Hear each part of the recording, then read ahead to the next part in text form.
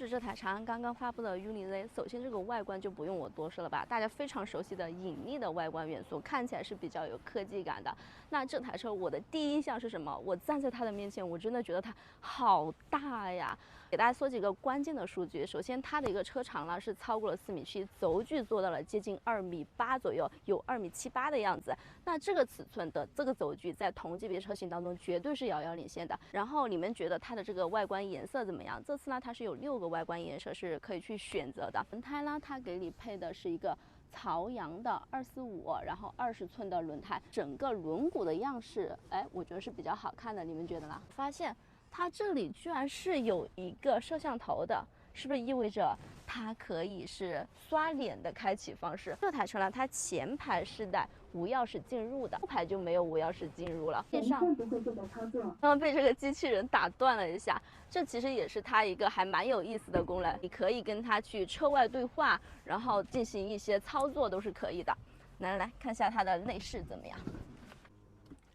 这套内饰大家觉得熟悉吗？是不是满满的长安味？然后这个颜色的话，我没记错，在我的那台75P 后面的第3代上面，它也是增加了这个内饰的颜色，就很像女生豆沙色的口红，我当时是特别喜欢的。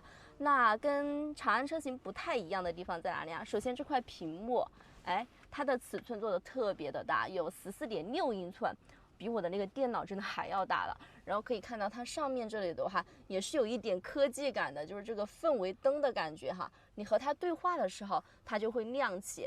然后其他整个布局的话，我觉得是没有什么特别的变化。然后这个挡把的话，一直是挂档，请先启动车辆。这个车内是随时随地都有一个助手在和我对话，我觉得这个应该很好玩这台车。然后挂档这个挡把的话，也是一直大家比较喜欢的。然后另外有一个小的细节，就是这台车的氛围灯我看到了，你看在这些位置点亮之后，它应该是一个镂空的效果。我坐进来，我觉得有几个我觉得感受特别不错的地方。首先呢，就是它的这个座椅，就延续了长安就是又大又软的座椅，包裹性很强，包括肩部都是有一些支撑的。其次，它的储物空间也做得还尤其的丰富，比如说下方这里放包啊、放鞋都是 OK 的。像门板这些地方啊，然后包括这些地方，它都是给你做了储物空间。这个杯架看起来比较的高级，有镀铬感。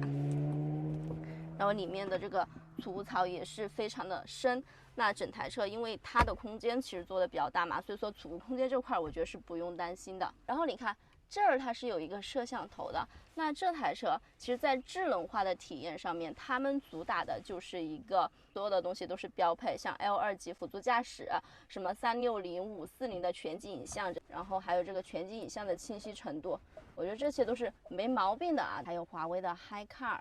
然后视频投屏也可以了，然后刚刚我们说到的那个功能就是对外的语音对话哈，就比如说路上有行人，我可以让他你先走吧，你看它外面就有了。然后还有就是我加油的时候可以说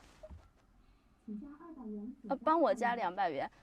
那后排我其实是没有去调整我前排的位置，肯定不是我的驾驶位，刚刚我坐的特别的舒坦在前排，那后排我觉得更加的舒坦，有没有？然后包括它扶手的这些都有的，就你可以看到它的音响用的居然还是索尼的音响，整个配置确实是挺高的。它除了有一个巨大的全景天幕之外呢，它这里还有一个小小的三角窗，所以说对于这么一台大车来说，你坐在后排完全不会觉得压抑。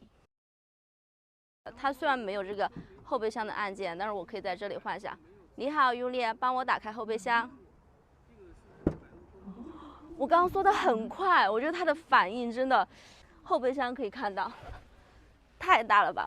后排的话，我看它也是支持放倒的，所以说意味着我真的可以躺在里面。这台车的体验的话，我觉得就差不多了。给大家说几个它的动力信息。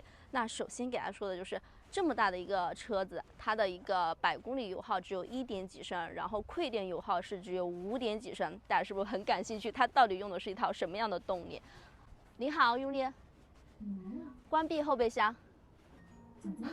这个真的特别好玩，我可以让它打开机舱盖啊。不卖关子的可以看到它的机舱里面，这套系统其实是长安最新发布的蓝鲸混动系统，而且这台车就是第一台搭载这套系统的车型。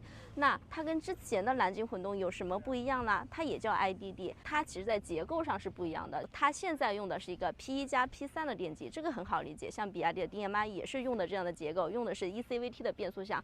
那省去了一些传动之后，它的一个能效就会变得特别的高。